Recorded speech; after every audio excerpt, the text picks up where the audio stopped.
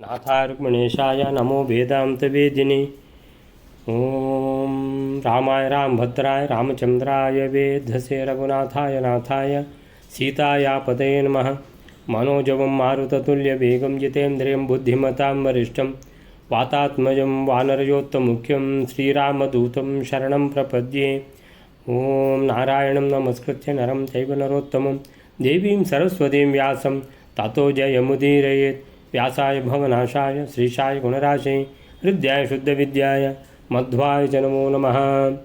ओम तपस्वाध्याय शुश्रूषा कृष्णपूजारतं मुनिं विश्वेशमिष्टदं वन्दे परिव्राट् चक्रवर्तिनं श्रीगुरुभ्यो नमः। हरि ओम। ಭಗವಂತ ಕಾಲಯವನನ ಜೊತೆಗೆ ಯುದ್ಧ ಮಾಡಲಿಕ್ಕೆ ಹೊರಟಿದ್ದಾರೆ. ಹೊರಡುವಾಗ ಗರುಡನ ಜೊತೆಗೆ ಮತ್ತು ಬಲರಾಮನ ಜೊತೆಗೆ ಸಮಾಲೋಚನೆ ನಡೆಸಿದ್ದಾರೆ ಭಗವಂತ ಶ್ರೀಕೃಷ್ಣ. ಏನು ಸಮಾಲೋಚನೆ ಅಂತ ಹೇಳಿದರೆ, ಈಗ ಕಾಲಯವನ ಬರ್ತಾ ಇದ್ದಾನೆ. ಏನು ಅವನಿಗೆ ಭ್ರಮೆ, ನಾನು ಕೃಷ್ಣನನ್ನು ಕೊಂದು ಬಿಡ್ತೇನೆ, ರುದ್ರದೇವರದು ವರ ಇದೆ. ಜರಾಸಂಧನಿಗೂ ಭ್ರಮೆ ಇದೆ, ಏನಂತ ಹೇಳಿದರೆ ಕೃಷ್ಣನಿಂದ ಮೇಲೆ ರುದ್ರದೇವರು ಅಂತ. ಆದ್ದರಿಂದ ಜರಾಸಂಧ ಕೂಡ ತಿಳ್ಕೊಂಡಿದ್ದಾನೆ. ಇಷ್ಟು ತನಕ ನಾನು ಏನು ತಿಳ್ಕೊಂಡಿದ್ದೆ ಅಂತ ಹೇಳಿದರೆ, ಕೃಷ್ಣ ನನ್ನನ್ನು ಕೊಲ್ಲದೆ ಬಿಟ್ಟಿದ್ದಾನೆ, ಜೀವದಾನ ಕೊಟ್ಟು ಕಳಿಸಿದ್ದಾನೆ ಇಷ್ಟೆಲ್ಲ ಯುದ್ಧಗಳಲ್ಲಿ, ನಾನು ಎಣಿಸೋದು ಅಂತೇಳಿದ್ರೆ ಇಷ್ಟೆಲ್ಲ ಮಾಡಿ ಅಂತೇಳಿದ್ರೆ ನಮ್ಮನ್ನು ಭಿಕಾರಿಗಳ ಥರ ಮಾಡಿಬಿಟ್ಟು ಕೊಂದು ಬಿಡ್ಬೋದಿತ್ತಲ್ಲ ಅಂತೇಳಿದೆ. ಜೀವದಾನ ಕೊಟ್ಟು ಕಳಿಸ್ತಾನಲ್ಲ ಕೃಷ್ಣ, ಸಾಯ್ಲಿಕ್ಕೂ ಬಿಡೋದಿಲ್ಲ ಅಂತ ಯೋಚನೆ ಮಾಡ್ತಿದ್ದೆ. ಈಗ ಅರ್ಥ ಆಗ್ತಾ ಇದೆ. ಏನಂತ ಹೇಳಿದರೆ, ಕೃಷ್ಣನಿಗೆ ನನ್ನನ್ನು ಕೊಲ್ಲಿಕ್ಕೆ ಆಗ್ತಾ ಇಲ್ಲ. ಯಾಕಂದರೆ ರುದ್ರದೇವರ ವರ ಉಂಟು. ಕೃಷ್ಣನಿಗಿಂತ ರುದ್ರದೇವರು ಮೇಲೆ. ಇಷ್ಟು ತನಕ ನನ್ನ ಮಂದಬುದ್ಧಿಗೆ ಗೊತ್ತಾಗಲಿಲ್ಲ ಅಂತ ಜರಾಸಂಧ ತಿಳ್ಕೊಂಡು ನೆಕ್ಸ್ಟ್ ಯುದ್ಧದಲ್ಲಿ ಮಾತ್ರ ಕೃಷ್ಣನನ್ನು ಬಿಡಲಿಕ್ಕಿಲ್ಲ ಅಂತ ಆವತ್ತೇ ಯೋಚನೆ ಮಾಡಿದ್ದಾನೆ. ಇನ್ನೀಗ ಏನಂತ ಹೇಳಿದರೆ, ಕಾಲಯವನ ಕೃಷ್ಣನನ್ನು ಇಲ್ಲದಾಗೆ ಮಾಡಿಬಿಡ್ತಾನೆ ಅಂತೇಳಿದರೆ ಈಗ ಏನು ಮಾಡಬೇಕು ಅಂತೇಳಿ ಕೃಷ್ಣ ಎಲ್ಲ ಯೋಚನೆ ಮಾಡ್ತಾನೆ. ಈಗ ನೋಡಿ, ಕಾಲಯವನ ನನ್ನ ಹತ್ರ ಯುದ್ಧ ಮಾಡುವಾಗ ಈ ಜರಾಸಂಧ ಕೂಡ ಬರ್ತಾನೆ ತನ್ನ ಸೈನ್ಯ ಹಿಡ್ಕೊಂಡು. ಅವನದು ಎಲ್ಲಿ ಗುರಿ ಇದೆ ಅಂತೇಳಿದರೆ ಯಾದವರನ್ನೆಲ್ಲ ಕೊಂದು ಬಿಡಬೇಕು, ಸೇಡು ತೀರಿಸಿಕೊಳ್ಬೇಕು ಅಂತೇಳಿದರೆ ಕಾಲಯವನ ಕೃಷ್ಣನ ಜೊತೆಗೆ ಯುದ್ಧ ಮಾಡುವಾಗ ತನಗೆ ಬೇಕಾದಷ್ಟು ಸಂದರ್ಭ ಸಿಗ್ತದೆ. ಈ ಸಂದರ್ಭವನ್ನು ಉಪಯೋಗಿಸಿಕೊಂಡು ನಾನೇನು ಮಾಡಬೇಕು, ಅವರ ಯಾದವರ ಯುದ್ಧ ಎಲ್ಲರನ್ನು ಮುಗಿಸಿಬಿಡಬೇಕು ಅಂತೇಳ್ಕೊಂಡು. ಆದ್ದರಿಂದ ಕೃಷ್ಣ ಏನು ಹೇಳ್ತಾ ಇದ್ದಾರೆ ಗರುಡನಿಗೆ ಮತ್ತು ಬಲರಾಮನಿಗೆ, ಆದ್ದರಿಂದ ಒಂದು ಯೋಚನೆ ಮಾಡಬೇಕು. ಏನಂತೇಳಿದರೆ, ಯಾದವರಿಗೊಂದು ಅವರ ರಕ್ಷಣೆಗಾಗಿ ಒಂದು ಒಳ್ಳೆಯ ಒಂದು ವ್ಯವಸ್ಥೆ ಮಾಡಬೇಕು. ವಿಶ್ವಕರ್ಮನನ್ನು ಸ್ಮರಣೆ ಮಾಡಿ, ವಿಶ್ವಕರ್ಮ ಬಂದ, ಸಮುದ್ರ ನೀರನ್ನು ಬತ್ತಿಸಿ ಆಯಿತು. ಆಮೇಲೆ ಅಂತಹ ಭವ್ಯವಾದ ದ್ವಾರಕಾ ನಗರಿ, ಏನದು ಕುಶಸ್ಥಲಿ ನಗರಿ ದ್ವಾರಾವತಿ ನಗರಿ ನಿರ್ಮಾಣ ಆಯಿತು. ನಿರ್ಮಾಣ ಆದ ಕೂಡಲೇ ವಾಯುದೇವರು ಸುಧರ್ಮ ಸಭೆಯನ್ನು ಹಿಡ್ಕೊಂಡು ಬಂದರು. ನವರತ್ನಗಳನ್ನು ಅದನ್ನು ಹಿಡ್ಕೊಂಡು ಬಂದರು. ಅದು ಏನದು ಬಂತಲ್ಲ ನವರತ್ನಗಳು ಅಂತ ಹೇಳ್ಕೊಂಡು. ಆಯ್ತಲ್ಲ.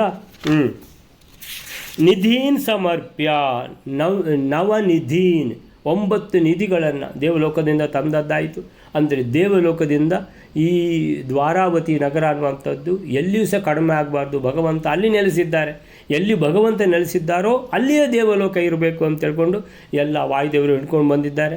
ಆಮೇಲಿಂದ ಸಮುದ್ರದ ನೀರನ್ನು, ಅದು ಲವಣೋದಕ ಇದ್ದದನ್ನು ಅದನ್ನು ಸಿಹಿ ನೀರನ್ನಾಗಿ ಮಾಡಿ ಆಯಿತು.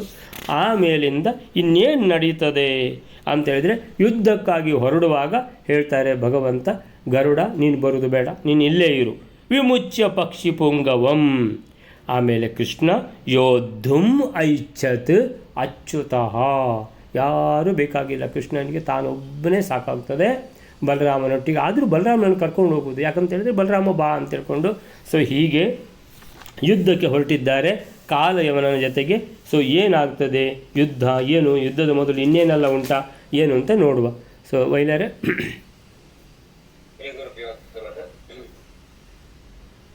ಸಮಸ್ತಮಾದುರಾಂ ಪ್ರಭು ಕುಶಸ್ಥಲೀ ಸ್ಥಿತಾಂ ಕ್ಷಣಾತ್ ವಿಧಾಯ ಬಾಹುಯೋಧಕ ಸಯಾವನಂ ಸಮಭ್ಯಯಾತ್.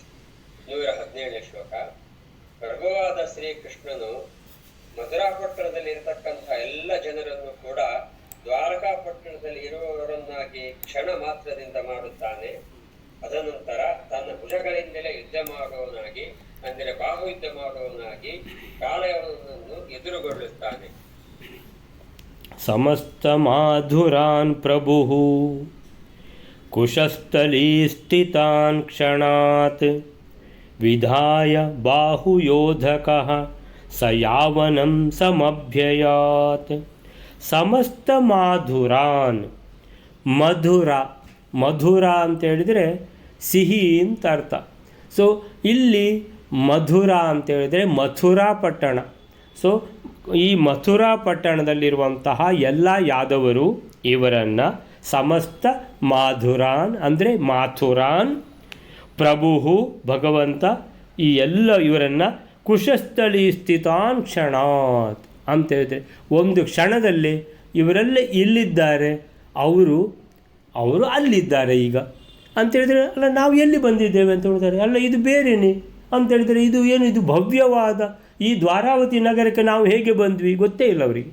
ಸೊ ನಾವು ಅಲ್ಲಿದ್ದವರು ಇಲ್ಲಿ ಎಲ್ಲ ಅವರವರಿಗೆ ಏನು ಮನೆಯೆಲ್ಲ ಮಾಡಿ ಅವರವರ ಮನೆಯಲ್ಲಿ ಅವರಿದ್ದಾರೆ ಅಂತೇಳಿದರೆ ಇದೇನು ವಿಶೇಷ ಅಂತೇಳ್ಕೊಂಡು ಎಲ್ರಿಗೂ ಆಶ್ಚರ್ಯ ಆಗುವ ರೀತಿಯಲ್ಲಿ ಅಂತೇಳಿದರೆ ಭಗವಂತನಿಗೆ ಹೇಳ್ತಾರೆ. ಅದಕ್ಕೆ ಅಘಟಿತ ಘಟತ, ಯಾರಿಂದಲೂ ಆಗದ ಕೆಲಸವನ್ನು ಭಗವಂತ ಮಾಡಿ ತೋರಿಸ್ತಾರೆ ಅಂತ ಹೇಳೋದಕ್ಕೆ ಇದು ಅತ್ಯಂತ ಅದ್ಭುತವಾದ ನಿದರ್ಶನ. ಇದು ಸಮಸ್ತ ಮಾಧುರಾನ್ ಪ್ರಭು ಕುಶಸ್ಥಳೀ ಸ್ಥಿತಾನ್ ಅಂತೇಳಿದರೆ ಅವರು ಮಥುರಾ ನಗರದಲ್ಲಿ ಇದ್ದವರು, ಮಥುರಾ ನಗರದಲ್ಲಿ ಇದ್ದವರು ಈಗ ಇದ್ದಕ್ಕಿದ್ದ ಹಾಗೆ ದ್ವಾರಕಾ ನಗರದಲ್ಲಿ ಇದ್ದಾರೆ. ಕುಶಸ್ಥಳೀ ಸ್ಥಿತಾನ್, ಕುಶಸ್ಥಳಿ ಅಂದರೆ ದ್ವಾರಕ. ಸೊ ದ್ವಾರಕದಲ್ಲಿ ಇದ್ದಾರೆ, ಅವರಿಗೆ ಗೊತ್ತಿಲ್ಲ ನಾವು ಇಲ್ಲಿಗೆ ಹೇಗೆ ಬಂದ್ವಿ ಅಂತ. ಕ್ಷಣಾತ್ ಅಂತ ಹೇಳಿದರೆ ಕ್ಷಣ ಮಾತ್ರದಲ್ಲಿ ವಿಸ್ಮಯ ನಡೆದೋಯ್ತು, ಅದ್ಭುತ ನಡೆದೋಯ್ತು. ವಿಧಾಯ, ಆ ರೀತಿ ಮಾಡಿದ ಕೃಷ್ಣ ಅಂತೇಳಿದರೆ ಎಲ್ಲ ಮಥುರಾ ವಾಸಿಗಳು ಯಾದವರನ್ನು ಅಲ್ಲಿಂದ ದ್ವಾರಕಾ ನಗರಿಗೆ ಶಿಫ್ಟ್ ಮಾಡಿ ಆಯಿತು ಅಂತೇಳಿದರೆ, ಎಲ್ಲ ಜನರಲಿ ಶಿಫ್ಟ್ ಅಂತೇಳಿದ್ರೇನು, ಒಂದು ವಿಮಾನದಲ್ಲಿ ಕರ್ಕೊಂಡು ಹೋಗೋದು, ಅಲ್ಲ ಬಸ್ಸೋ ಏನಾದರೂ ಒಂದು ವ್ಯವಸ್ಥೆ ರೈಲಿನಲ್ಲಿ ಹೋಗೋದಾ, ಇದು ಯಾವುದೂ ಇಲ್ಲ. ಯಾಕಂತೇಳಿದರೆ ಅಲ್ಲಿದ್ದವರು ಕ್ಷಣದಲ್ಲಿ ಏನಂತೇಳಿದರೆ ಇವರು ನಾವು ಇಲ್ಲಿಗೆ ಹೇಗೆ ಬಂದ್ವಿ ಅಂತ ಗೊತ್ತೇ ಇಲ್ಲ ಅವರಿಗೆ. ಸೊ ಆ ಥರದಲ್ಲಿ ಭಗವಂತ ಅವರನ್ನು ಮಥುರಾ ನಗರದಿಂದ ದ್ವಾರಕಾ ನಗರದಲ್ಲಿ ಏನಂತೇಳಿದರೆ ಅವರು ವಲಸೆ ಹೋಗುವ ಹಾಗೆ, ಅವರು ಅಲ್ಲಿ ಹೋಗಿ ವಾಸ ಆಗುವ ಹಾಗೆ ಮಾಡಿಬಿಟ್ಟ. ಕ್ಷಣಾತ್ ವಿಧಾಯ, ಒಂದು ಕ್ಷಣದಲ್ಲೇ ಇದೆಲ್ಲ ನಡೆದೋಯಿತು, ಮಾಡಿಬಿಟ್ಟ. ಬಾಹುಯೋಧಕಃ ಸ ಯಾವನಂ ಸಮಭ್ಯಯಾತ್, ಆ ಒಂದು ಕ್ಷಣದಲ್ಲಿ ಮಾಡಿಬಿಟ್ಟ ಅಂತ ಹೇಳೋದಕ್ಕೆ ಇಲ್ಲಿ ಒಂದು ಇದು ಕೊಟ್ಟಿದ್ದಾರೆ. ಏನಂತ ಹೇಳಿದ್ರೆ ಏನದು, ಸುಷುಪ್ತಾನ್ ಮಧುರಾಯಾಂ ತಾನ್ ಪೌರಾನ್ ತತ್ರ ಜನಾರ್ದನ ಉದ್ಧೃತ್ಯ ಸಹಸಾ ರಾತ್ರೌ ದ್ವಾರಕಾಯಾಂ ನಿವೇಶಯತ್. ರಾತ್ರಿ 1:05 ರಾತ್ರಿ 1:30 ಗಂಟೆ ಒಳಗೆ 25 ನಿಮಿಷದಲ್ಲಿ ಸುಮಾರೆಲ್ಲ ಕೆಲಸ ಆಗಿದೆ ಅಂತ ನಾವೆಲ್ಲ ನೋಡಿದ್ವಿ, ನಮಗೆ ಒಂದು 15 ದಿವಸದ ಹಿಂದೆ. ಸೊ ಅದೇ ರೀತಿಯಲ್ಲಿ ಅಂತೇಳಿದರೆ ಬಹುಶಃ ನಮಗೂ ಕೂಡ ಶ್ರೀಕೃಷ್ಣಂದೇ ಪ್ರೇರಣೆ ಇರ್ಬೋದು. ಸೊ ಯಾವ ರೀತಿ ಶ್ರೀಕೃಷ್ಣನು ರಾತ್ರಿ ಮಾಡಿದ್ದಾನೆ ಈ ಕೆಲಸ. ಸುಷುಪ್ತಾನ್ ಅಂತೇಳಿದರೆ ಮಲಗಿದ್ದಾರೆ ಯಾರು, ಮಥುರಾವಾಸಿಗಳು ಯಾದವರು. ಸುಷುಪ್ತಾನ್ ಮಧುರಾಯಾಮ್, ಮಥುರಾ ನಗರಿಯಲ್ಲಿ ಮಲಗಿದ್ದಾರೆ. ತಾನು ಪೌರಾನ್ ಅಂತೇಳಿದರೆ ಈ ಮಥುರಾವಾಸಿಗಳು. ತತ್ರ ಜನಾರ್ದನ ಅಂತೇಳಿದರೆ ಶ್ರೀಕೃಷ್ಣನು. ಉದ್ಧೃತ್ಯ ಸಹಸಾ ರಾತ್ರೌ ಅಂತೇಳಿದರೆ, ಉದ್ಧೃತ್ಯ ಅಂತೇಳಿದರೆ ಎಬ್ಬಿಸಿದ್ದಾನೆ. ಅವರಿಗೆ ನಿದ್ದೆ ಬಂದಿದೆ, ಎಲ್ಲಿ ಯಾದವರಿಗೆ ಮಲಗಿದ್ದಾರೆ. ಸೊ ಅವರಿಗೆ ಎಚ್ಚರಾಗುವಾಗ ಉದ್ಧೃತ್ಯ ಅಂತೇಳಿದರೆ ಎಚ್ಚರ ಮಾಡಿ, ಸಹಸಾ ಅಂತೇಳಿದರೆ ಒಂದೇ ಸಲಕ್ಕೆ, ಕ್ಷಣಾತ್ ಸಹಸ ರಾತ್ರೌ ದ್ವಾರಕಾಯಾಂ ನಿವೇಶಯತ್. ನೋಡಿದರೆ ದ್ವಾರಕೆಯಲ್ಲಿದ್ದಾರೆ. ಇದು ರಾತ್ರಿಯಲ್ಲಿ ಆದದ್ದು. ಇದೇ ಸೇಮ್ ಅಂದರೆ 1:05 1:30 ಒಳಗೆ 25 ನಿಮಿಷದಲ್ಲಿ ಎಷ್ಟೆಲ್ಲ ಕೆಲಸ ಆಗಿದೆ ಅಂತ ನಾವು ನೋಡಿದ್ದೇವೆ. ಹಾಗೇ ಶ್ರೀಕೃಷ್ಣನಿಂದಲೇ ಇದು ತಗೊಂಡದ್ದು. ಏನು ಆ ನಿದರ್ಶನ ಏನಿದೆಯೋ ಹಾಗೆ ಮಾಡುವಂಥ ತಗೊಂಡಿದ್ದಿರ್ಬೋದು. ಸೊ ಶ್ರೀಕೃಷ್ಣ ಆ ರೀತಿ ಮೊದಲೇ ಮಾಡಿದ್ದಾನೆ. ಏನಂತೇಳಿದ್ರೆ ರಾತ್ರೋರಾತ್ರಿ ಮಲಗಿದ್ದಾರೆ ಯಾರು, ಮಥುರಾವಾಸಿಗಳು ಯಾದವರು. ಅವರಿಗೆ ಎಚ್ಚರಾಗಿ ನೋಡುವಾಗ ಅವರು ದ್ವಾರಕದಲ್ಲಿದ್ದಾರೆ. ಉದ್ಧೃತ್ಯ ಸಹಸಾ ರಾತ್ರೌ, ಸಹಸ ಒಂದೇ ಸಲಕ್ಕೆ, ರಾತ್ರಿಯಲ್ಲಿ ದ್ವಾರಕಾಯಾಂ ನಿವೇಶಯತ್. ನೋಡಿದರೆ ಅವರು ದ್ವಾರಕದಲ್ಲಿ ಇದ್ದಾರೆ. ಅಂತ ಭಾವಚಂದ್ರಿಕೆ ಅಂತ ಒಂದು ಇದಿದೆ. ಪಾದ್ಮಪುರಾಣಕ್ಕೆ ಭಾವಚಂದ್ರಿಕಾ ವ್ಯಾಖ್ಯಾನ ಇದು. ಪ್ರಬುದ್ಧಾಸ್ತೆ ಜನಾ ತತ್ರ ಪುತ್ರದಾರ ಸಮನ್ವಿತಾ ಪ್ರಬುದ್ಧಾಸ್ತೆ ಜನಾ. ಅವರಿಗೆ ಎಚ್ಚರ ಆಗುವಾಗ ಅಲ್ಲಿ ಅಂತೇಳಿದರೆ ಜ್ಞಾನ ಬಂದಾಗ ಎಲ್ಲಿದ್ದೇವೆ ನಾವು ಅಂತೇಳಿದರೆ ನಾವು ಸಾಮಾನ್ಯವಾಗಿ ಒಳ್ಳೆ ಗಾಢ ನಿದ್ರೆಯಾಗಿ ಪಕ್ಕನೆ ಯಾರು ಎಬ್ಸಿಬಿಟ್ರೆ ಪಕ್ಕನೆ ಎಲ್ಲಿದ್ದೇವೆ ಅಂತ ಗೊತ್ತಾಗೋದಿಲ್ಲ. ಎಲ್ಲಿದ್ದೇವೆ ಅಂದರೆ ಎಲ್ಲ ನೋಡೋದು ಅಂತೇಳಿದರೆ ಗೋಡೆ ಯಾವುದು ಕಾಣ್ತದೆ ಅಂದರೆ ಇದು ನಮ್ಮ ಮನೆಯ ಇನ್ನೊಬ್ಬರ ಮನೆಯ ಅಲ್ಲಿ ಎಲ್ಲಿದ್ದೇನೆ ಅಂತ ಗೊತ್ತಾಗೋದಿಲ್ಲ. ಆ ಥರ ಪ್ರಬುದ್ಧಾಸ್ತೆ ಅಂತ ಹೇಳ್ಕೊಂಡ್ರೆ ಅವರಿಗೆ ಜ್ಞಾನ ಬಂದಂಗಾಯಿತು, ಎಚ್ಚರ ಆದಾಗಾಯಿತು. ಜನಾ ತತ್ರ ಪುತ್ರದಾರ ಸಮನ್ವಿತಾ, ಮಕ್ಕಳ ಜೊತೆಗೆ ಹೆಂಡತಿ ಜೊತೆಗೆ ಎಲ್ಲಿದ್ದಾರೆ, ಬೇರೆ ಕಡೆ ಇದ್ದಾರೆ ಅಂದರೆ ಇದು ಗೋಡೆಯಲ್ಲ ಅಂತೇಳಿದರೆ ಇದು ನಮ್ಮನೆ ಅಲ್ಲ, ಮತ್ತು ಇದು ಎಲ್ಲಿ ಅಂತ. ಸೊ ಹೇಮಹರ್ಮ್ಯ ತಲಾವಿಷ್ಟಾ ವಿಸ್ಮಯಂ ಪರಮಂ ಯಯುಹು. ಹೇಮಹರ್ಮ್ಯ ಅರೆ ಇದೆಲ್ಲ ಬಂಗಾರದಿಂದ ಎಲ್ಲ ಏನು ಅಂತೇಳಿದರೆ ಎಲ್ಲ ಇದು ದೇವಸ್ಥಾನದಲ್ಲೆಲ್ಲ ಹೇಗೆ ಎಲ್ಲ ಬಂಗಾರದಿಂದ ಮುಚ್ಚಿರ್ತಾರೋ ಎಲ್ಲ ಅಂತೇಳಿದರೆ ಕಂಬಗಳು ಆಮೇಲಿಂದ ದೇವರ ದ್ವಾರಗಳು ಸೊ ಎಲ್ಲ ಬಂಗಾರದಿಂದ ಆವೃತವಾಗಿರುತ್ತದೆ. ಆ ರೀತಿ ಅರೆ ನಮ್ಮ ಮನೆ ಕೂಡ ಈ ರೀತಿ ದೇವಸ್ಥಾನದಾಗಿ ಆಗಿಬಿಟ್ಟಿದೆ. ಇದೆಂಥದ್ದು ಇದು ಬಂಗಾರದವು ಇದೆಲ್ಲ ಕಂಬಗಳೆಲ್ಲ ಎಲ್ಲಿಂದ ಬಂದವು? ಹೇಮಹರ್ಮ್ಯ ಅಂದರೆ ಬಂಗಾರದಿಂದ ಮಾಡಲ್ಪಟ್ಟ ಕಂಬಗಳು ಆವೃತವಾಗಿರುವಂತಹ ಇದು ತಲಾವಿಷ್ಟಾ ವಿಸ್ಮಯಂ ಪರಮಂ ಯಯುಃ. ಎಲ್ಲರಿಗೂ ಪರಮ ವಿಸ್ಮಯ ಆಗಿದೆ. ನಾವು ಎಲ್ಲಿಗೆ ಬಂದಿದ್ದೇವೆ, ನಾವು ಹೇಗೆ ಬಂದಿದ್ದೇವೆ ಎಲ್ಲ ಯೋಚನೆ ಮಾಡ್ತಾ ಇದ್ದಾರೆ. ನಾವು ಎಲ್ಲಿ ಬಂದಿದ್ದೇವೆ, ಇದು ಎಂಥ ಭವ್ಯವಾದ ಅರಮನೆ ಇದ್ದಂಗಿದೆ ನಮ್ಮನೆ ಅಂದರೆ ನಮ್ಮನೆ ಆ ಥರ ಇತ್ತು, ಇದು ಈ ಥರ ಇಷ್ಟೊಂದು ಭವ್ಯವಾಗಿ ಇರಲಿಲ್ಲಲ್ವಾ ಅಂದರೆ ನಾವು ಎಲ್ಲಿಗೆ ಬಂದಿದ್ದೇವೆ, ಹೇಗೆ ಬಂದಿದ್ದೇವೆ ಒಂದು ಅವರಿಗೆ ಅರ್ಥವಾಗದೇ ಇರುವಂತಹ ಆ ರೀತಿಯಲ್ಲಿ ಕೃಷ್ಣ ಏನು ಮಾಡಿದ್ದಾನೆ, ಅವರನ್ನು ಮಥುರಾಪುರಿಯಿಂದ ದ್ವಾರಾವತಿ ನಗರಕ್ಕೆ ಏನು ಮಾಡಿದ್ದಾನೆ, ಕಳಿಸಿಬಿಟ್ಟಿದ್ದಾನೆ. ಕಳಿಸಿದ್ದು ಅಂತ ಹೇಳಿದರೆ ಹೋದದ್ದು ಗೊತ್ತಿಲ್ಲ, ಯಾರಿಗೂ ಹೋದದ್ದು ಗೊತ್ತಿಲ್ಲ, ಏನಿಲ್ಲ, ಎಲ್ಲ ಸ್ವಪ್ನದಾಗಿಬಿಟ್ಟಿದೆ. ಅಂದರೆ ಇದು ನಿಜನೋ ಅಲ್ಲ ಕನಸೋ ಗೊತ್ತಾಗ್ತಾ ಇಲ್ಲ ಆ ಜನರಿಗೆ. ಈ ರೀತಿ ಅದಕ್ಕೆ ಹೇಳ್ತಾರೆ ತತ್ರ. ಸೊ ಇದಕ್ಕೆ ಏನು ಹೇಳ್ತಾರೆ ಅಂತ ಹೇಳಿದರೆ ಆಯ್ತಲ್ಲ, ಸಮಸ್ತ ಮಾಧುರಾನ್ ಪ್ರಭು ಕುಶಸ್ಥಲಿ ಸ್ಥಿತಾನ್ ಕ್ಷಣಾತ್ ವಿಧಾಯ. ಅಲ್ಲಿಂದ ಬಾಹುಯೋಧಕ ಸ ಯಾವನಂ ಸಮಭ್ಯಯಾತ್. ಸರಿ ಅಂದರೆ ತನ್ನ ಜನರ ರಕ್ಷಣೆ ಅನ್ನುವಂಥದ್ದನ್ನು ನೋಡಿಕೊಂಡಾಯಿತು. ಅವರು ಇನ್ನೀಗಲ್ಲಿ ಸುರಕ್ಷಿತ, ಸಮುದ್ರ ಮಧ್ಯದಲ್ಲಿದೆ ದ್ವಾರಕಾ ನಗರಿ. ಸೊ ಯಾರಿಗೂ ಅಲ್ಲಿಗೆ ಹೋಗಲಿಕ್ಕೆ ಸಾಧ್ಯ ಇಲ್ಲ. ಸೊ ಭಗವಂತ ಎಲ್ಲ ವ್ಯವಸ್ಥೆ ಮಾಡಿ ಆಗಿದೆ, ಅವರಲ್ಲಿ ಹೋಗಿ ಆಗಿದೆ. ಸೊ ವಿಧಾಯ ಇದನ್ನು ಮಾಡಿಬಿಟ್ಟು ಬಾಹುಯೋಧಕ ಕೃಷ್ಣ. ಈಗ ಹಾಗಾದರೆ ಕಾಲಯವನ ಹತ್ರ ಯುದ್ಧ ಮಾಡಬೇಕಲ್ಲ ಅಂತಂದರೆ ರಥ, ಸಾರಥಿ, ಕುದುರೆಗಳು, ಶಸ್ತ್ರಗಳು, ಕವಚ, ಧ್ವಜ ಏನೂ ಬೇಕಾಗಿಲ್ಲ. ಹೇಳ್ತಾರೆ ಬಾಹುಯೋಧಕ ಅಂತೇಳಿದರೆ 2 ಬಾಹು ಉಂಟು ಅಷ್ಟೇ. ಬಾಹುಯೋಧಕ ಅಂತೇಳಿದರೆ ಶಸ್ತ್ರಗಳು ಬೇಕಾಗಿಲ್ಲ, ರಥ ಬೇಕಾಗಿಲ್ಲ, ಸಾರಥಿ ಬೇಕಾಗಿಲ್ಲ, ಕುದುರೆಗಳು ಬೇಕಾಗಿಲ್ಲ, ಯಾವುದೂ ಬೇಕಾಗಿಲ್ಲ ಭಗವಂತನಿಗೆ, ಯಾವುದೂ ಬೇಕಾಗಿಲ್ಲ. ಅಂದರೆ ಅವರು 3 ಕೋಟಿ ಮ್ಲೇಚ್ಛರನ್ನು ಅಕ್ಷೋಹಿಣಿ ಸೈನ್ಯ ಕರ್ಕೊಂಡು ಬರ್ತಾನೆ. ಯಾರು ಕಾಲಯವನ ಅಂತೇಳಿದರೆ 3 ಕೋಟಿ ಆದರೂ ಬರಲಿ, 30 ಕೋಟಿ ಆದರೂ ಬರಲಿ, ಭಗವಂತನಿಗೆ ಯಾವುದು ಲೆಕ್ಕವೇ ಇಲ್ಲ. ಸೊ ಬಾಹುಯೋಧಕ, ತನ್ನ ಬಾಹುವೇ ಸಾಕು. ಬೇಕಂತ ಹೇಳುವಾಗ ಬರ್ತದೆ ಯಾವುದು, ಸುದರ್ಶನ ಚಕ್ರ. ಹೀಗೆ ಮಾಡಿದರೆ ಆಯಿತು, ಸುದರ್ಶನ ಚಕ್ರ ಬರ್ತದೆ. ಸುದರ್ಶನ ಚಕ್ರದಿಂದ ಯಾರು ಎದುರುಗಡೆ ಯಾರಿದ್ದಾರೋ ಅವರ ತಲೆ ಕತ್ತರಿಸಿ ಹೋಗ್ತದೆ. ಸೊ ಭಗವಂತನಿಗೆ ಏನು ಶಸ್ತ್ರಗಳು ಬೇಕೋ, ಯಾವ ರಥ ಬೇಕೋ, ಏನು ಬೇಕೋ ಭಗವಂತ ಇಚ್ಛೆ ಮಾಡಿದರೆ ಸಾಕು, ಅದು ಬಂದಿರ್ತದೆ. ಸೊ ಹಾಗಿರುವಾಗ ಬಾಹುಯೋಧಕ ಸ ಯಾವನಂ ಸಮಭ್ಯಯಾತ್. ಸ ಅಂದರೆ ಕೃಷ್ಣ, ಯಾವನಂ ಅಂದರೆ ಯಾವನ ಅಂತೇಳಿದ್ರೆ ಕಾಲಯವನನನ್ನು ಕುರಿತು ಸಮಭ್ಯಯಾತ್. ಯಾತಿ ಅಂತೇಳಿದರೆ ಹೋಗುವಂಥದ್ದು, ಆಮೇಲೆ ಇದು ಇಲ್ಲಿ ಏನಂತೇಳಿದರೆ ಸಮಭ್ಯಯಾತ್, ಅಭ್ಯಯಾತ್ ಅಂತೇಳಿದರೆ ಆರಾಮವಾಗಿ ಕಾಲಯವನನ್ನು ಕುರಿತು. ಎಲ್ಲಿದ್ದಾನೆ ಕಾಲಯವನ, ಎಲ್ಲಿ ಯುದ್ಧ ಮಾಡುವಂಥದ್ದು ಅಂತ ಯುದ್ಧದ ಕುರಿತು ಕೃಷ್ಣನು ಹೊರಟನು.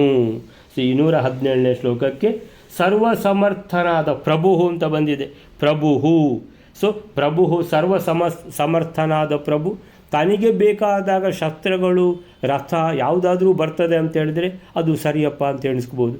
ಇದು ಇಡೀ ಅಷ್ಟು ಜನ ಯಾದವರನ್ನು ಮಲಗಿದವರು ಅವರಿಗೆ ಎಚ್ಚರ ಆದಾಗ ಅವರು ಎಲ್ಲಿದ್ದಾರೆ ಅಂತ ಹೇಳಿದರೆ ಬೇರೆಯೇ ಕಡೆ ಇದ್ದಾರೆ ಅಂತ ಹೇಳಿದರೆ ನಾವು ಇದು ಕನಸ ಇದು ಕನಸ ಇಲ್ಲ ನಿಜನ ಏನು ಅಂತ ಹೇಳಿದರೆ ಇದು ನಿಜನೇ ಅಂತ ಹೇಳ್ಕೊಂಡು ಅವರಿಗೆ ಅರ್ಥ ಆಗುವಾಗ ವಿಸ್ಮಯ ಆಗಿದೆ. ಹಾಗಾದರೆ ಇಷ್ಟು ದೊಡ್ಡ ಕೆಲಸ ಕೃಷ್ಣ ಹೇಗೆ ಮಾಡಿಬಿಟ್ಟ ಅಂತ ಹೇಳಿದ್ರೆ ಅವರಿಗೆ ಯಾರಿಗೂ ಗೊತ್ತೇ ಇಲ್ಲ. ಅವರು ಇಲ್ಲಿಂದ ಅಲ್ಲಿಗೆ ಶಿಫ್ಟ್ ಆಗಿಬಿಟ್ಟಿದ್ದಾರೆ ಅಂತ ಹೇಳಿದರೆ ಭಗವಂತನಿಗೆ ಎಷ್ಟು ಶಕ್ತಿ ಇದೆ ಅನ್ನುವಂಥದ್ದು ಇದು ಅಂತ ಹೇಳಿದರೆ ಪೂರ್ತಿಯಾಗಿ ತಿಳಿಯುವಂಥ ನಿದರ್ಶನ. ಸೊ ಸರ್ವಸಮರ್ಥನಾದ, ಆದ್ದರಿಂದ ಹೇಳ್ತಾರೆ ಪ್ರಭು, ಭಗವಂತನಿಗೆ ಯಾವುದೂ ಒಂದು ದೊಡ್ಡ ಸಂಗತಿಯೇ ಅಲ್ಲ. ಪ್ರಭು ಸರ್ವಸಮರ್ಥನಾದ ಕೃಷ್ಣನು ಕ್ಷಣ ಮಾತ್ರದಲ್ಲಿ ಕ್ಷಣಾತ್ ಅಂತ ಹೇಳಿದರೆ ಒಂದು ಕ್ಷಣದಲ್ಲಿಯೇ ಮಥುರೆಯಲ್ಲಿ ಇದ್ದವರನ್ನೆಲ್ಲ ಸಮಸ್ತ ಮಾಧುರಾನ್ ದ್ವಾರಕೆಯಲ್ಲಿರುವಂತೆ ಮಾಡಿದ.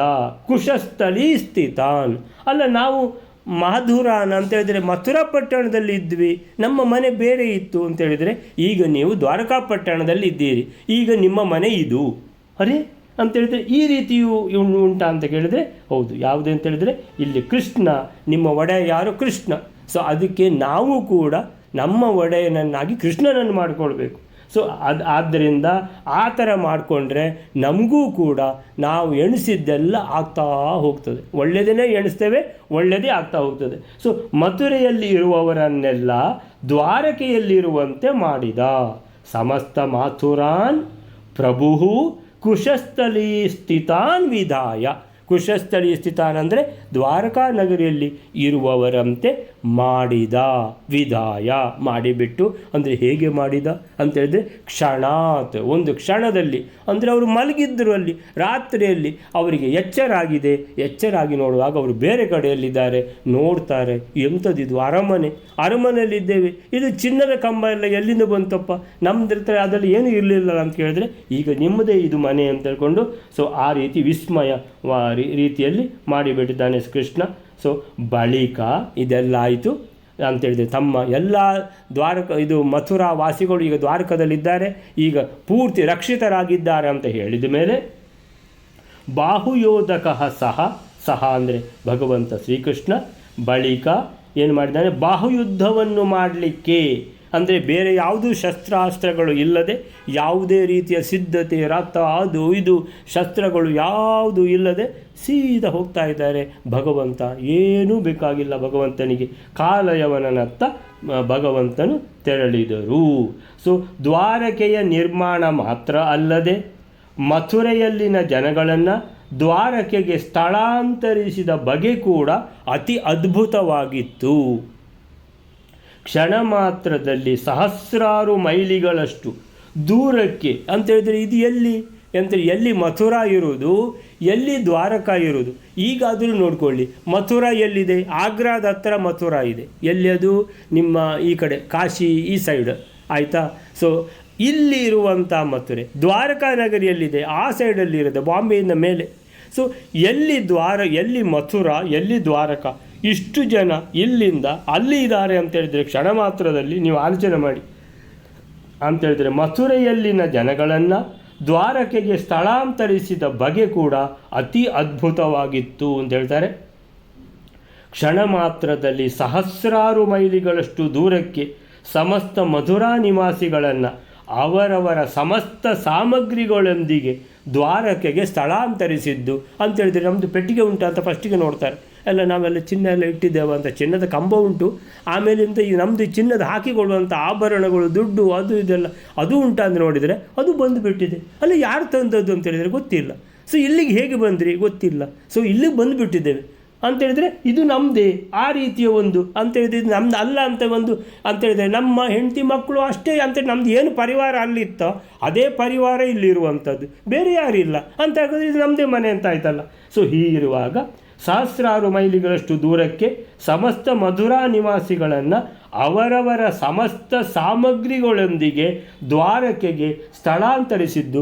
ಇಷ್ಟೆಲ್ಲ ಕೆಲಸ ಎಷ್ಟು ಒಂದು 4-5 ದಿನ ಹಿಡಿತಾ ಅಂತೇಳಿದರೆ ಕ್ಷಣಾತ್, ಒಂದು ಕ್ಷಣದಲ್ಲೇ, ಅಂದರೆ ರಾತ್ರಿಯಲ್ಲಿ ಎಚ್ಚರ ಆಗುವಾಗ ಅವರು ಅಲ್ಲಿದ್ದಾರೆ. ಸೊ ಈ ರೀತಿಯಲ್ಲಿ ಇದೆಲ್ಲ ಕೃಷ್ಣನ ಅಚಿಂತ್ಯ ಅದ್ಭುತ ಶಕ್ತಿಗೆ ಮತ್ತೊಂದು ನಿದರ್ಶನ ಅಂತ ಹೇಳ್ತಾರೆ. ತತ್ರ ಯೋಗ ಪ್ರಭಾವೇಣ ನೀತ್ವ ಸರ್ವಜನಂ ಹರಿಹಿ. ಯೋಗ ಪ್ರಭಾವ ಭಗವದ್ಗೀತೆಯಲ್ಲಿ ಬರ್ತದೆ. ಯೋಗ ಪ್ರಭಾವ, ಯೋಗ ಅರ್ಜುನ ಯೋಗ ಮಾಡು ಅಂತ. ಯೋಗ ಅಂತೇಳಿದ್ರೆ ಏನು? ನನಗೋಸ್ಕರ ಏನು ಮಾಡಬೇಡ, ತನಗೋಸ್ಕರ ಏನೂ ಮಾಡಬೇಡ, ಎಲ್ಲ ಇನ್ನೊಬ್ಬರಿಗೋಸ್ಕರ, ಇಡೀ ಲೋಕದ ಜನರ ಹಿತಕ್ಕೋಸ್ಕರ ಮಾಡು. ಆ ಸ್ವಾರ್ಥವನ್ನು ತೆಗೆದು ಬಿಸಾಡು.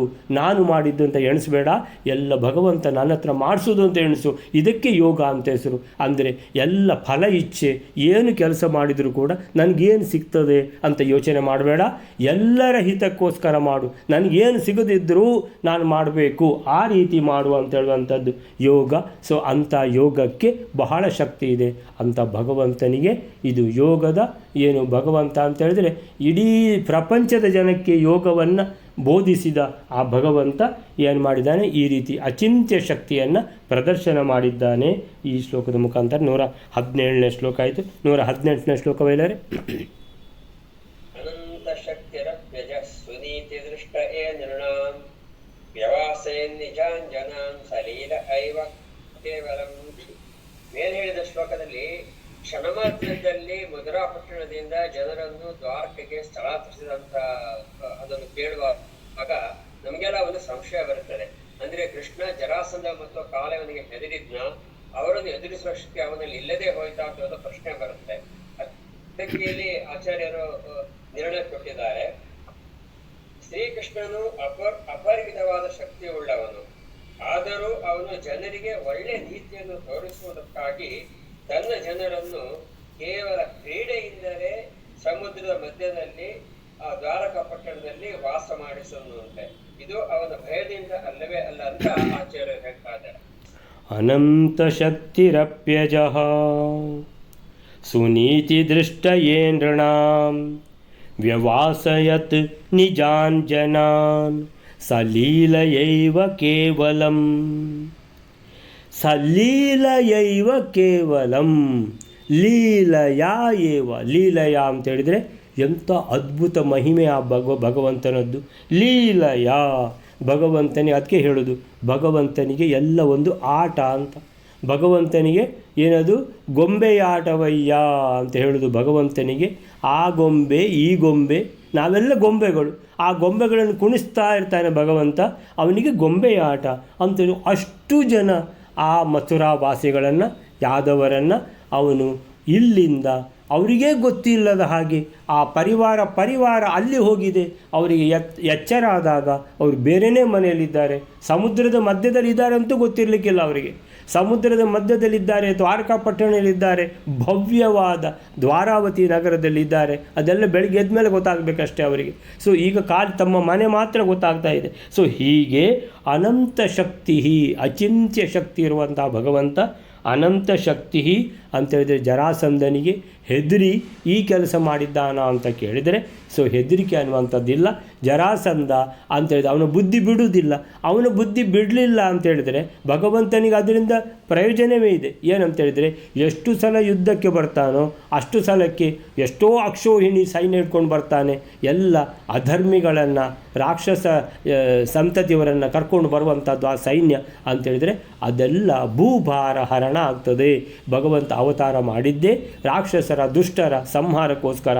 ಅಂದರೆ ಆ ಕೆಲಸ ಈ ಜರಾಸಂಧನ ಮುಖಾಂತರ ಆಗ್ತಾ ಇರಬೇಕು ಅಂತೇಳಿಬಿಟ್ಟು ಜರಾಸಂಧನೂ ಇರಬೇಕು, ಯುದ್ಧನೂ ಆಗಬೇಕು, ಹಾಗೆ ಯಾದವರು ಕೂಡ ರಕ್ಷಿತವಾಗಿ ಇರಬೇಕು ಅನ್ನುವಂಥದ್ದು ಎಲ್ಲ ಕೆಲಸವೂ ಆಗಬೇಕು ಅಂತ ಹೇಳಿಬಿಟ್ಟು ಯಾದವರು ಪೂರ್ತಿ ರಕ್ಷಿತವಾಗಿ ಇರಲಿ ಅನ್ನುವಂಥದ್ದನ್ನು ನೋಡಿಬಿಟ್ಟು ಭಗವಂತ ಅವರನ್ನು ಏನು ಮಾಡಿದ್ದಾನೆ ಅಂತೇಳಿದರೆ ಎಲ್ಲಿಂದ ಮಥುರಾ ನಗರಿಯಿಂದ ದ್ವಾರಕಾ ನಗರಿಗೆ ಅವರನ್ನೆಲ್ಲ ಶಿಫ್ಟ್ ಮಾಡಿದ್ದಾನೆ, ಸ್ಥಳಾಂತರಿಸಿದ್ದಾನೆ. ಸೊ ಅನಂತ ಶಕ್ತಿ ಅಪಿ ಅಜಃ ಅಂತೇಳಿದರೆ, ಅಜ ಅಂತೇಳಿದರೆ ಹುಟ್ಟು ಸಾವಿಲ್ಲದ ಭಗವಂತ, ಸರ್ವಕರ್ತೃತ್ವ ಇರುವಂಥ ಭಗವಂತ. ಸೊ ಎಲ್ಲ ಪೂರ್ಣ ಶಕ್ತಿ, ಪೂರ್ಣ ಜ್ಞಾನ, ಪೂರ್ಣ ಸುಖ ಇರುವಂಥ ಭಗವಂತ ಅಂತೇಳಿದರೆ ಅಂಥ ಭಗವಂತ ಸ್ವತಂತ್ರನಾದವನು ಒಬ್ಬನೇ ಒಬ್ಬ ಭಗವಂತ. ಸೊ ಅನಂತ ಶಕ್ತಿ ಅಪಿ ಅಜಃ ಸುನೀತಿ ದೃಷ್ಟಯೇ, ಇಡೀ ಪ್ರಪಂಚಕ್ಕೆ ರಾಜನೀತಿಯನ್ನು ತೋರಿಸಲಿಕ್ಕೆ, ಇಡೀ ಪ್ರಪಂಚಕ್ಕೆ ರಾಜನೀತಿಯನ್ನು ತೋರಿಸಲಿಕ್ಕೆ ಸುನೀತಿ ದೃಷ್ಟಯೇ ನೃಣಾಂ ಅಂತೇಳಿದರೆ ಏನಿದ್ದರೂ ಕೂಡ ಮಹಾಭಾರತ ನೋಡ್ತಾರೆ. ಮಹಾಭಾರತ ಯಾಕೆ ನೋಡ್ತಾರೆ ಅಂತೇಳಿದರೆ ಎಷ್ಟೋ ಜನರಿಗೆ, ಸ್ತ್ರೀಯರಿಗೆ ಮತ್ತು ಎಷ್ಟೋ ಜನರಿಗೆ ವೇದದ ಅಧಿಕಾರ ಇಲ್ಲ. ವೇದದ ಅಧಿಕಾರ ಇದ್ದರೂ ಕೂಡ ವೇದದಲ್ಲಿ ಏನು ಬರ್ಕೊಂಡಿದೆ ಅದನ್ನು ಅರ್ಥ ಮಾಡಿಕೊಳ್ಳುವಂತಹ ಆ ಸಾಮರ್ಥ್ಯ ಅದು ಮಧ್ವಾಚಾರ್ಯರಿಗಾಯಿತು. ಋಗ್ವೇದಕ್ಕೆ ಅವರು ವ್ಯಾಖ್ಯಾನ ಬರೆದಿದ್ದಾರೆ. ಇಡೀ ಋಗ್ವೇದಕ್ಕೆ ವ್ಯಾಖ್ಯಾನ ಬರೆದದ್ದು ಮಧ್ವಾಚಾರ್ಯರು ಮಾತ್ರ. ಇನ್ನು ಯಾರಿಗೂ ಋಗ್ವೇದಕ್ಕೆ ವ್ಯಾಖ್ಯಾನ ಬರೀಲಿಕ್ಕಾಗಲಿಲ್ಲ ಅಂತೇಳಿದ್ರೆ ಮಧ್ವಾಚಾರ್ಯರಂದರೆ ವಾಯುದೇವರ ಅವತಾರ, ಅವರು ಜ್ಞಾನದ್ದೇ ಪ್ರತೀಕ. ಆದ್ದರಿಂದ ಅವರು ಬರೆದರು ಅಂತ ಹೇಳ್ಕೊಂಡು ಇನ್ಯಾರಿಗಾದರೂ ಆಗ್ತದ? ಅದನ್ನು ಅರ್ಥ ಮಾಡಿಕೊಳ್ಳಿಕ್ಕೂ ಅಷ್ಟು ಸಾಮರ್ಥ್ಯ ಬೇಕು. ಅಂತಹ ವಿಷಯ ಆ ಥರ ಇರುವಾಗ ಎಲ್ಲರಿಗೂ ಅರ್ಥವಾಗುವಂಥದ್ದು ಯಾವುದು ಅಂತ ಹೇಳಿದರೆ ಮಹಾಭಾರತ. ಅದಕ್ಕೆ ವೇದವ್ಯಾಸರು ಮಹಾಭಾರತ ಬರೆಯುವಾಗ ಅದರಲ್ಲಿ ವೇದಗಳಲ್ಲಿ ಇರುವಂಥದ್ದು ಮಾತ್ರ ಅಲ್ಲ, ವೇದಗಳಲ್ಲಿ ಇಲ್ಲದೇ ಇರುವಂತಹ ಕೆಲವು ಗುಹ್ಯ ವಿಚಾರಗಳು ಕೂಡ ಆ ಮಹಾಭಾರತದಲ್ಲಿ ತುಂಬಿಸಿದ್ದಾರೆ. ಅಂತೇಳಿದರೆ ಮಹಾಭಾರತ ಅನ್ನುವಂಥದ್ದು ವೇದಗಳಿಂದಲೂ ಉನ್ನತವಾದ ಗ್ರಂಥ ಅಂತ ಹೇಳುವಂಥದ್ದು ಮಹಾಭಾರತದಲ್ಲಿ ಇಲ್ಲದ್ದು ಇನ್ನು ಎಲ್ಲಿಯೂ ಇಲ್ಲ. ಸೊ ಎಲ್ಲಿಯಾದರೂ ಇದೆ ಅಂತೇಳಿದರೆ, ಅಂದರೆ ಇಂಥ ಘಟನೆ ಒಂದು ನಡೀತು ಅಂತೇಳಿದರೆ ಅಂಥ ಘಟನೆ ಮಹಾಭಾರತದಲ್ಲಿ ಕೂಡ ನಡೆದಿದೆ ಅಂತ ಲೆಕ್ಕ. ಅಂಥ ಒಂದು ಮಹಾಭಾರತವನ್ನು ವೇದವ್ಯಾಸರು ಕೊಟ್ಟಿದ್ದಾರೆ. ಸೊ ಅಂತಹ ಭಗವಂತ ವೇದವ್ಯಾಸ ರೂಪದಲ್ಲಿ ಈ ರೀತಿ ಜ್ಞಾನವನ್ನು ಸ್ಥಾಪನೆ ಮಾಡಿದ್ದಾರೆ ಮಹಾಭಾರತದ ಮುಖಾಂತರ.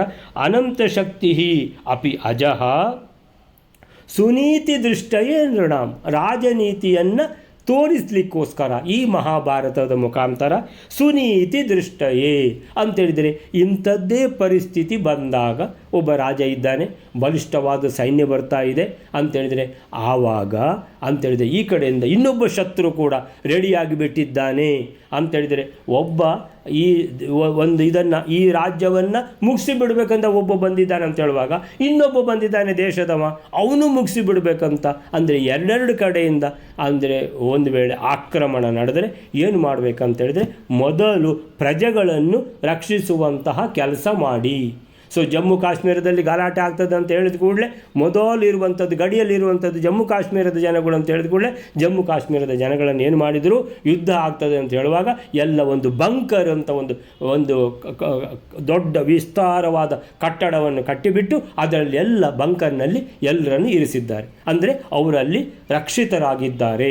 ಇಲ್ಲಿ ಬಾಂಬ್ ಬಿದ್ದರೂ ಕೂಡ ಮನೆ ಹೋದೀತು, ಆದರೆ ಅವರು ರಕ್ಷಿತವಾಗಿ ಇರಬೇಕು ಅಂತೇಳಿಬಿಟ್ಟು ಆ ಥರ ಏನು ಮಾಡಿದ್ದಾನೆ ಭಗವಂತ ಕೂಡ ದ್ವಾರಾವತಿ ನಗರವನ್ನು ನಿರ್ಮಾಣ ಮಾಡಿ ಎಲ್ಲ ಯಾದವರನ್ನು ಅಲ್ಲಿಗೆ ಸ್ಥಳಾಂತರ ಮಾಡಿಸಿದ್ದಾನೆ. ಸೊ ಅನಂತ ಶಕ್ತಿ ಅಪಿ ಅಜಃ ಸುನೀತಿ ದೃಷ್ಟಯೇ ನೃಣಾಂ, ಮನುಷ್ಯರಿಗೆ ಪ್ರಜೆಗಳಿಗೆ ಅಂತೇಳಿದರೆ ಈಗದ ಪ್ರಜೆಗಳು ಮಾತ್ರ ಅಲ್ಲ, ಇನ್ನೆಷ್ಟು ಸಾವಿರ ವರ್ಷಗಳು ಕಳೆದು ಹೋದರೂ ಕೂಡ ಆ ಮಹಾಭಾರತದಲ್ಲಿ ಏನು ನಡೆದಿದೋ ಅದು ಅನ್ನುವಂಥದ್ದು ಅದು ಅಂತೇಳಿದರೆ ಅದೇ ನಡೆಯುವುದು ಮುಂದಕ್ಕೆ.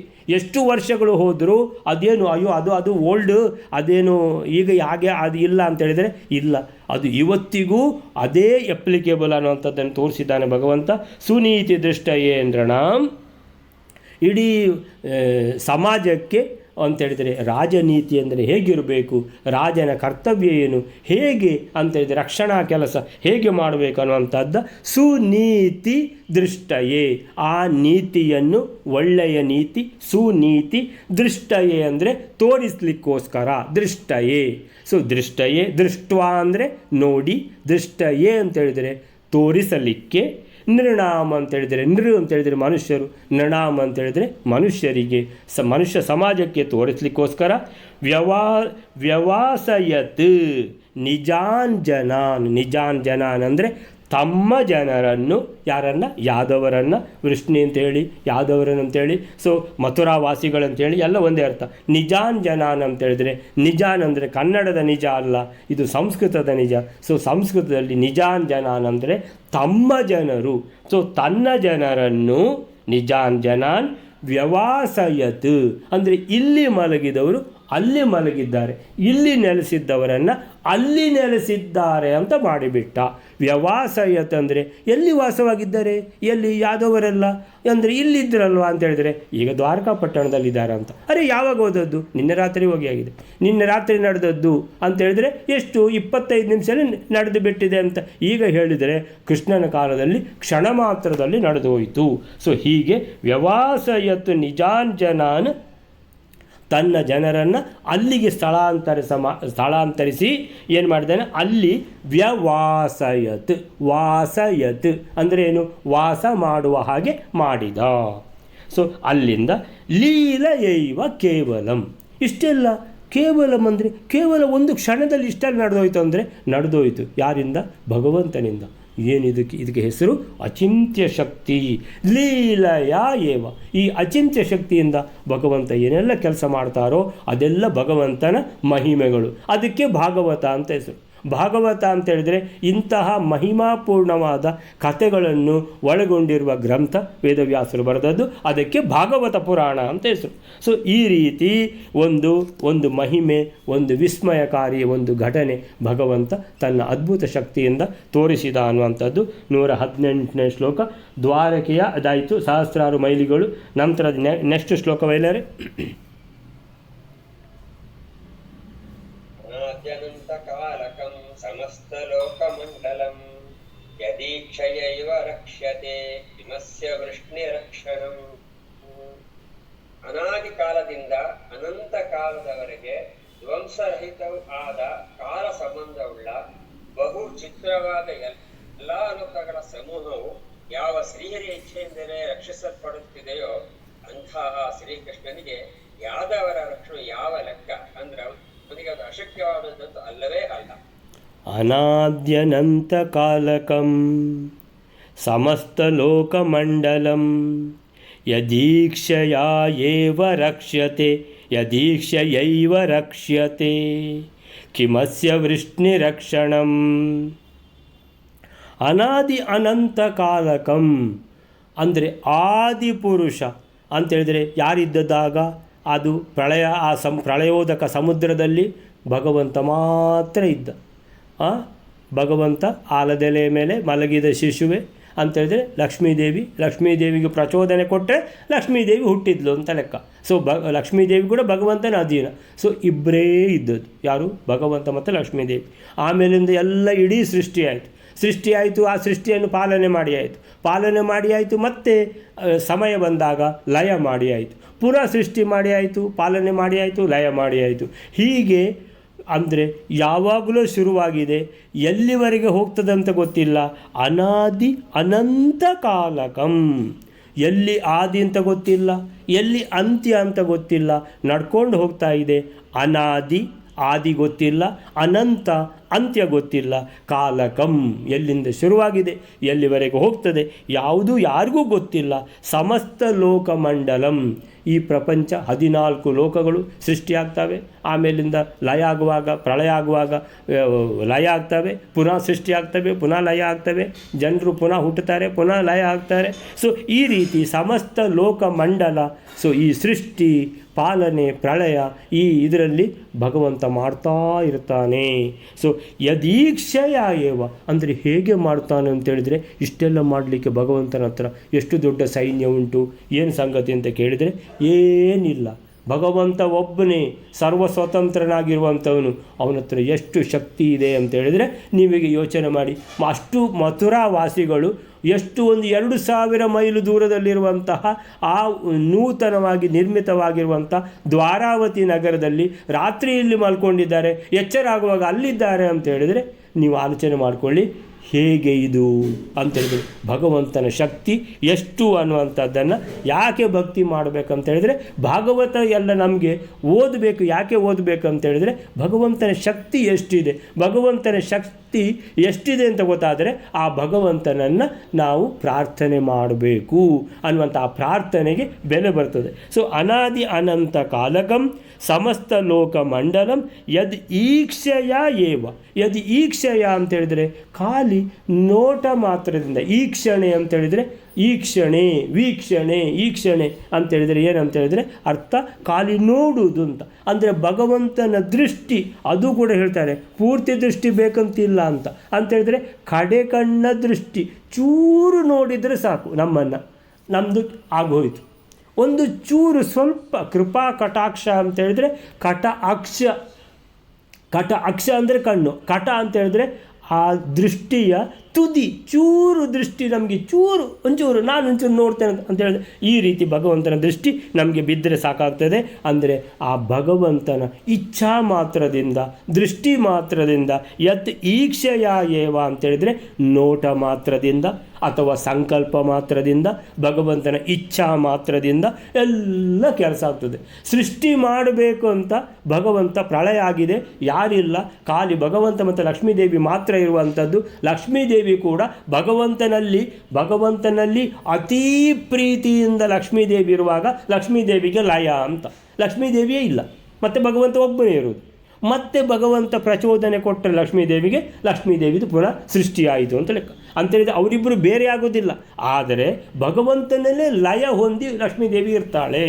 ಮತ್ತೆ ಪ್ರಚೋದನೆ ಕೊಟ್ಟಾಗ ಪುನಃ ಲಕ್ಷ್ಮೀದೇವಿ ಆಗ್ತಾಳೆ ಅಂತೇಳಿದರೆ ಈ ರೀತಿ ಭಗವಂತ ಇಚ್ಛೆ ಮಾಡಿದ ಕೂಡಲೇ ಈಗ ಸೃಷ್ಟಿ ಮಾಡ್ಬೋದಲ್ಲ ಅಂತ ಅಷ್ಟು ಹೇಳಿದರೆ ಸಾಕು, ಸೃಷ್ಟಿಯ ಕೆಲಸ ಶುರುವಾಗಿ ಆಯಿತು.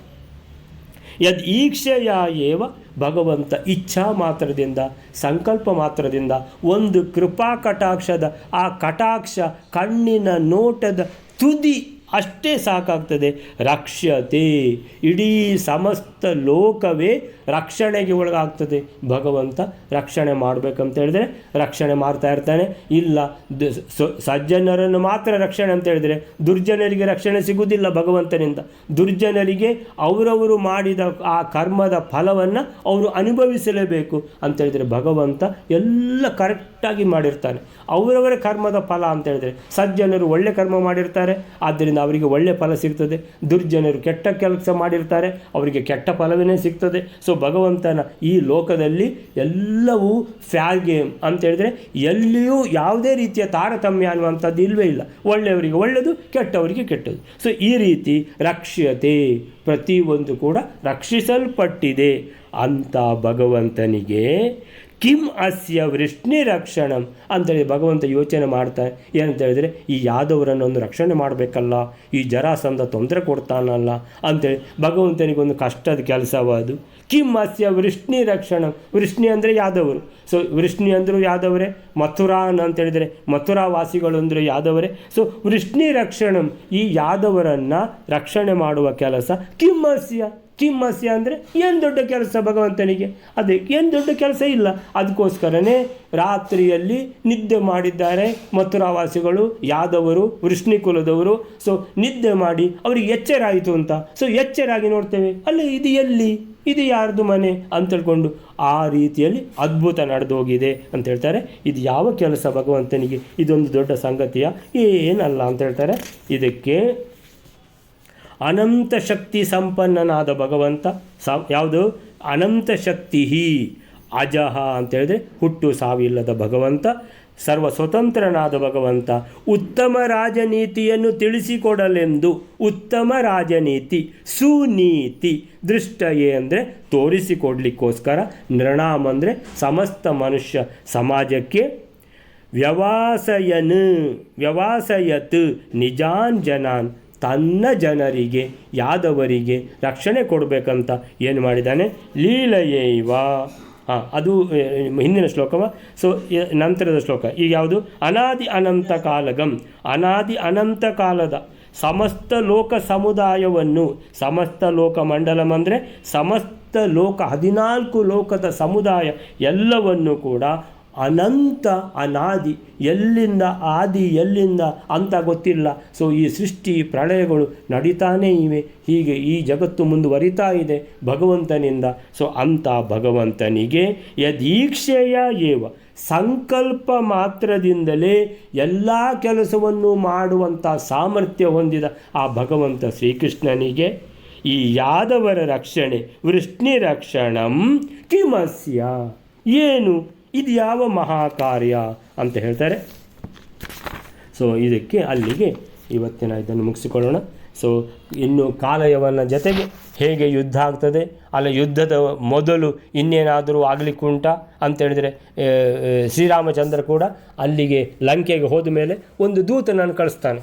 ಸೊ ದೂತನನ್ನು ಕಳಿಸಿ ರಾವಣನಿಗೆ ಲಾಸ್ಟ್ ಆಪರ್ಚುನಿಟಿ ಏನಂತೇಳಿದರೆ, ನೀನು ಸೀತೆಯನ್ನು ರಾಮನಿಗೆ ಒಪ್ಪಿಸಿ ನೀನು ಉದ್ದಂಡ ನಮಸ್ಕಾರ ಮಾಡಿದರೆ ಅಂತೇಳಿದರೆ ಯುದ್ಧವನ್ನು ತಪ್ಪಿಸ್ಬೋದು, ನಿನ್ನ ಜನರನ್ನು ರಕ್ಷಣೆ ಮಾಡ್ಕೋಬೋದು ಅಂತ ಲಾಸ್ಟ್ ಆಪರ್ಚುನಿಟಿ, ಯುದ್ಧದ ಮೊದಲು ಒಂದು ಲಾಸ್ಟ್ ಆಪರ್ಚುನಿಟಿ ಕೊಡೋದು ಅಂತ ಉಂಟು. ಸೊ ಅದನ್ನು ಶ್ರೀರಾಮಚಂದ್ರ ಕೂಡ ಮಾಡಿದ್ದಾನೆ. ಹಾಗೆ ಕೃಷ್ಣ ಕೂಡ ಇನ್ನೇನಾದರೂ ಮಾಡ್ತಾನ, ಅಲ್ಲ ಕಾಲಯವನ ಬಂದು ಸೀದಾ ಆಕ್ರಮಣ ಮಾಡ್ತಾನ, ಏನಾಗ್ತದೆ ಅಂತ ನಾಳೆ ನೋಡುವ. ಶ್ರೀಕೃಷ್ಣ ಅರ್ಪಣ ಮಸ್ತು.